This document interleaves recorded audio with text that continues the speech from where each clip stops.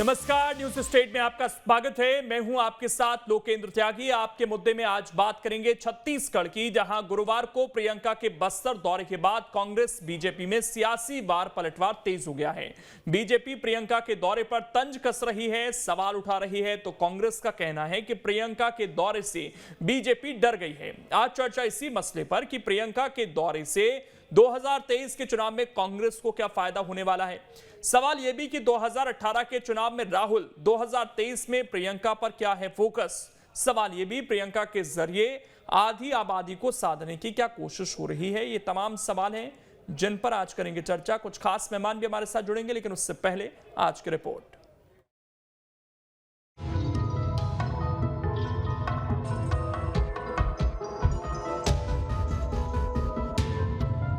प्रियंका के छत्तीसगढ़ दौरे के साथ ही कांग्रेस ने जहां चुनावी शंखनाद कर दिया है, वहीं प्रियंका के दौरे पर कांग्रेस बीजेपी में बयानबाजी भी तेज हो गई है।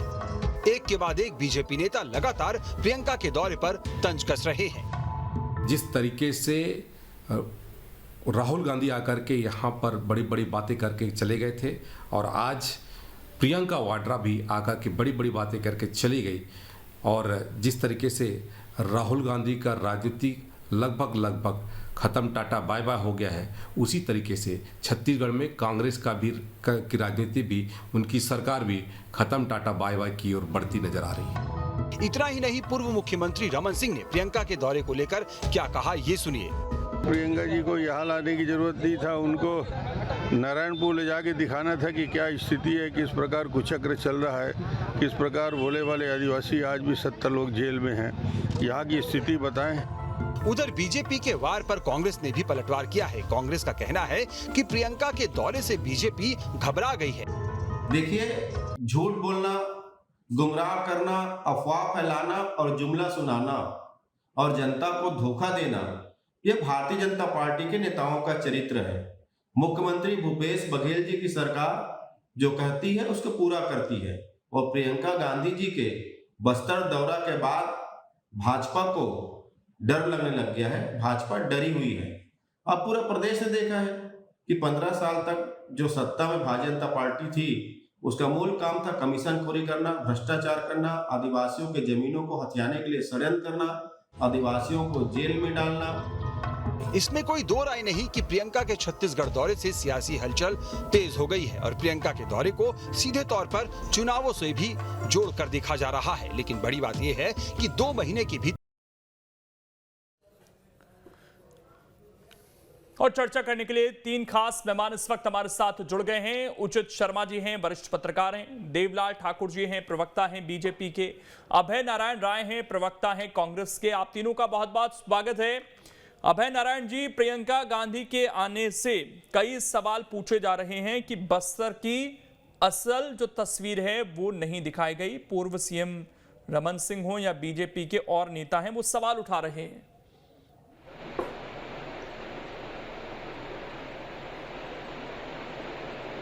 देखिए लोकेंद्र जी, जो बीजेपी के नेता हैं उनको खुद को ही असल तस्वीर नहीं दिख रही है। न तो वो बस्तर जाते हैं, न बस्तर को उनको समझ है, और जो बस्तर के नेता हैं वो उनको रायपुर नहीं बुलाते। इनके जितने प्रभारी आए वो बस्तर जाते हैं और 6 महीने साल भर के बाद उनको हटा दिया जाता है। पुरंदेश्वरी जी आई थी, बस्तर पहुंची और उन्होंने कहा हम थूकेंगे तो कांग्रेस के लोग बह जाएंगे। बस्तर आज हिंदुस्तान के नक्शे में कायम हो रहा है। आज 15 सालों से जो इन लोगों ने बस्तर में नक्सलियों का भय बनाकर रखा था, एक तरफ नक्सलियों का आतंक होता था, नक्सल के नाम पे फंड मंगाते थे, और दूसरी तरफ वहाँ की जनता को इतना डरा के रखे थे तो नक्सल के नाम से बाहर न निकले। लेकिन आज 4.5 सालों में बस्तर का जो स्वरूप दिखा है, नक्सल समस्या कम हुई और विकास के रास्ते खुले। आज आतंकियों वनवासियों की जेब में सीधा पैसा डालने का काम भूपेश सरकार कर रही है। मिलेट्स की खेती वहाँ प्रारंभ हो गई, रीपा के काम वहाँ प्रारंभ हो गए। जो ठीक है, ये तस्वीर क्यों नहीं दिख रही जो आप बताने की कोशिश करते हैं। देवलाल ठाकुर जी, सरकार का तो दावा है कि बस्तर में बहुत बेहतर चीजें हुई, और उसका नतीजा भी यह है कि सरकार पर विश्वास भी है। एक सीट जो रह गई थी वो भी बाद में मिल गई इन्हीं को, और एक भी सीट आपकी है नहीं। यहाँ पर निकाय चुनाव में भी मोहर लग चुकी है। तो वो तस्वीर जनता को दिख रही है क्या, बीजेपी को नहीं दिख रही है? और प्रियंका गांधी के आने से बीजेपी के नेता सवाल क्यों उठा रहे हैं? क्योंकि आपके भी तो सीनियर लीडर्स आते हैं, केंद्रीय मंत्री भी आते हैं, दौरे कर जाते हैं, तो प्रियंका गांधी आए तो सवाल क्यों? देखिए, प्रियंका वाड्रा आई है तो सवाल क्यों, सवाल उठना लाजमी है। कहीं न कहीं जो भरोसे का सम्मेलन नाम दिया गया है, भरोसा टूटा है तब तो भरोसा कायम करने के लिए सम्मेलन बुलाया गया है। अगर आदिवासी समाज ने निश्चित ही 2018 में कांग्रेस पार्टी को अपना समर्थन दिया, भरोसा दिया, जिससे उनकी सरकार बनी, लेकिन कांग्रेस की सरकार आने के बाद आदिवासी समाज को क्या मिला? आदिवासियों को मिलने वाला आरक्षण ही ये कांग्रेस की सरकार खा गई। वहां पर जो बस्तर क्षेत्र में लोकल आरक्षण मिलता था, वो आरक्षण अनुसूचित जाति, जनजाति, पिछड़ा एवं सामान्य वर्ग सारे लोगों को आरक्षण मिलता था, वो आरक्षण भी इस कांग्रेस की सरकार खा गई।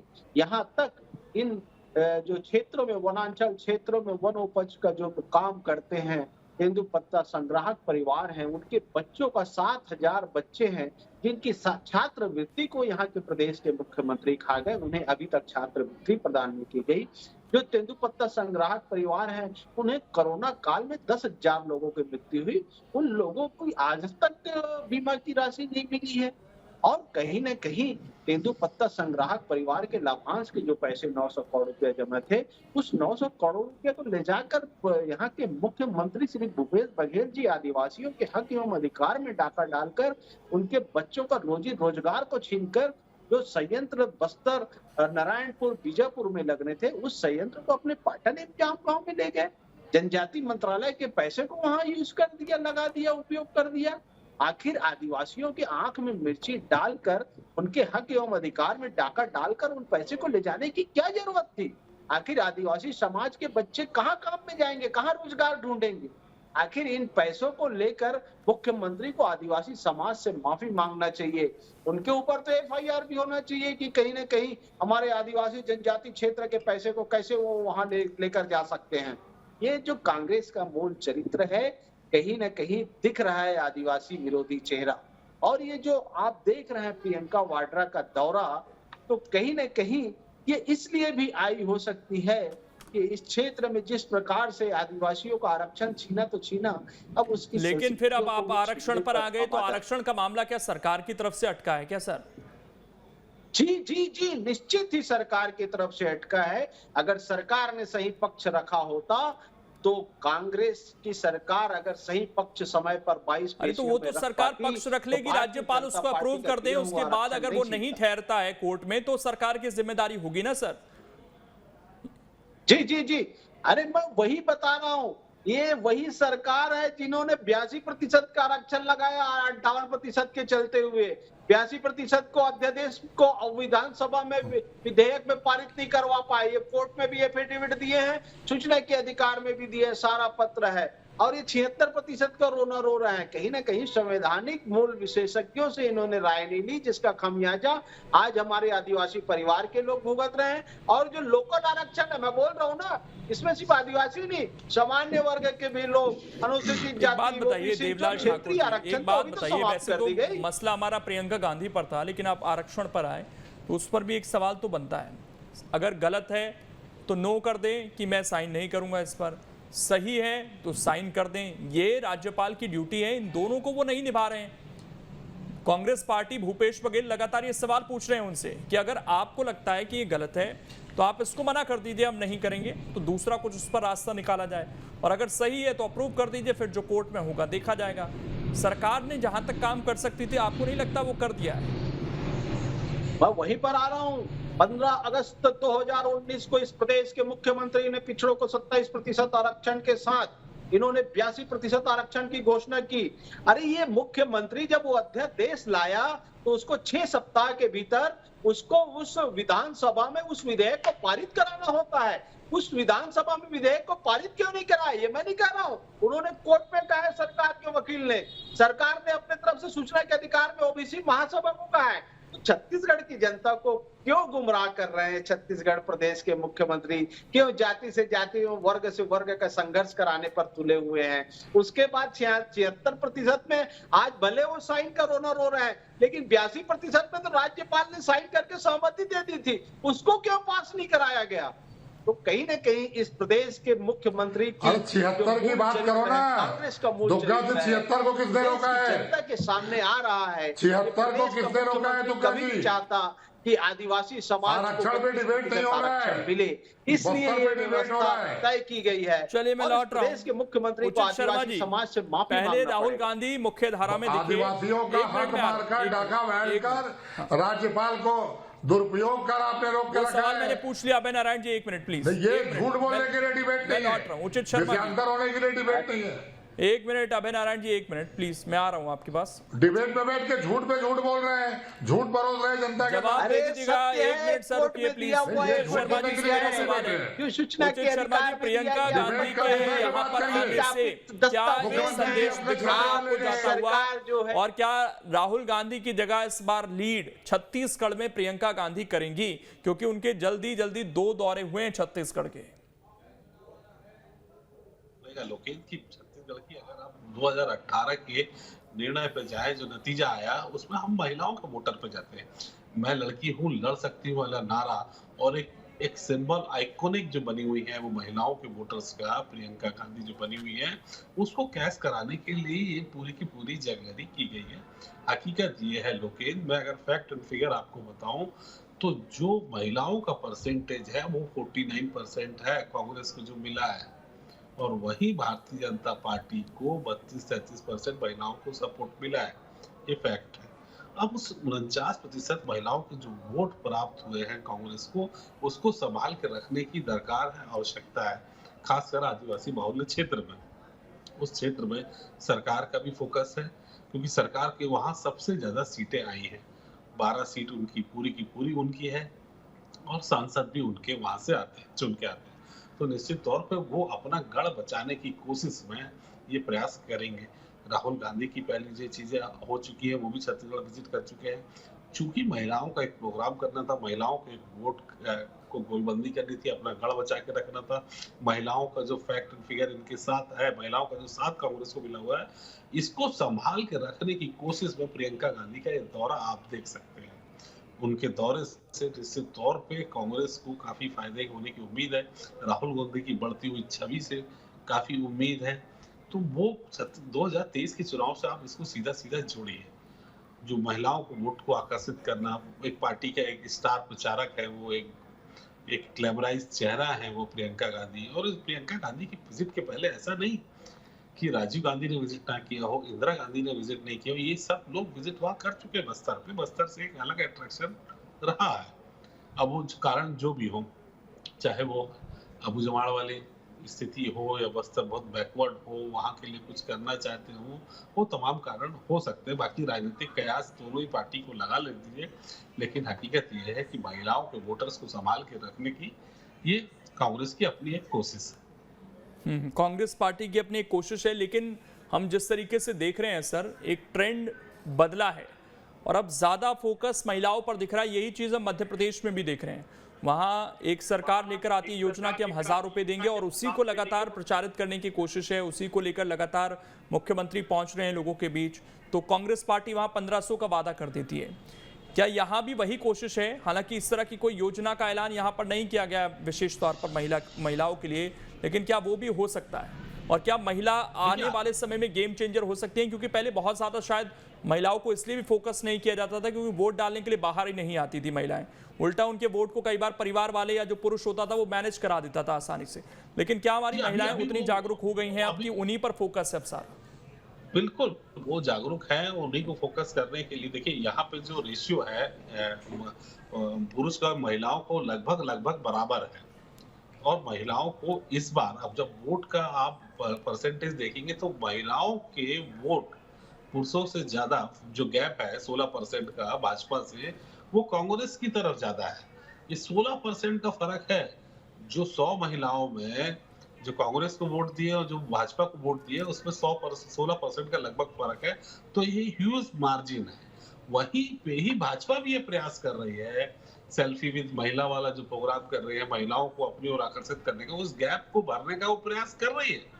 भारतीय जनता पार्टी भी अपने स्तर पे कर रही है, वो इनका राजनीतिक प्रयास है, विपक्ष है, उनको करने की पूरी आजादी है, छूट है। लेकिन किसी के दौरे पे हम नेगेटिविटी पॉजिटिविटी में ना जाए, ऐसा नहीं कहता मैं कि पूर्व में किसी तरीके का वहाँ छत्तीसगढ़ में बस्तर में विकास नहीं हुआ रमन काल के वक्त, ये नहीं कहूंगा, और भाजपा कांग्रेस के वक्त खूब विकास हुआ है, ये भी नहीं कहूंगा। हमने सिलगैर मुद्दे भी कई मुद्दे देखे, लेकिन ये बात है कि निरंतर वहां प्रति व्यक्ति आय बढ़ रही है, ये बात सत्य है। नक्सल समस्या में कमी आई है, ये बात सत्य है। ठीक। रोजगार में लोगों को वहां मिल रहे हैं, लोगों को अपने दाम अच्छे मिल रहे हैं, वनोपज के दाम अच्छे मिल रहे हैं। 6 से जो 64 के आसपास जो वनोपज जो वहां के वनोपज है उनको बाजार मिल रहा है, मार्केट मिल रहा है। ये प्रयास सरकार की तरफ से किए गए हैं एज ए स्टार्टअप। कई गलतियां इसमें हो सकती है, मैं उसमें जाना नहीं चाहता, लेकिन इस सरकार के प्रयास अच्छे हैं। आदिवासी बाहुल्य क्षेत्र में जहां 32% 1 करोड़ इस छत्तीसगढ़ में आदिवासी हैं, उसको अपनी ओर आकर्षित करने का जो सरकार के प्रयास है और राजनीतिक धर्म निभाते हुए वो कर रहे हैं। ठीक, लेकिन मेरा एक सवाल है इस पर अभय नारायण राय जी, बस्तर की जो भौगोलिक स्थितियां हैं वहां से आप खुद भी मानते हैं कि बीजेपी के कई नेता ठीक से कनेक्ट नहीं कर पाए। डी पुरंदेश्वरी का जिक्र आप करते हैं अक्सर, तो प्रियंका गांधी का भी एक कल्चर दूसरा है, वो मुख्यतः दिल्ली में रहती हैं। क्या बस्तर में जब वो वहां की महिलाओं से कनेक्ट करेंगी तो वो कनेक्शन बन पाएगा? हालांकि उनके भाषण के दौरान एक ब्रांड भूपेश की छवि भी दिखाने की कोशिश की गई, तो चेहरा भूपेश बघेल, लेकिन क्या प्रियंका गांधी कनेक्ट कर पाएंगे उस तरीके से, और वहां पर उनका जाना बहुत ज्यादा फायदा आपकी पार्टी को पहुंचा पाएगा? वहां की भौगोलिक स्थितियों को लेकर यह सवाल है सर।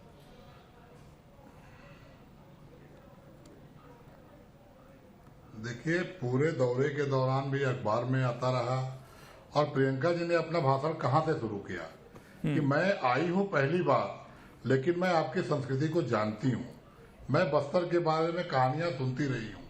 1955 में नेहरू जी वहां आए थे, 1972 में इंदिरा जी वहां आई थी, राजीव जी आए, सोनिया जी आई, राहुल जी आई।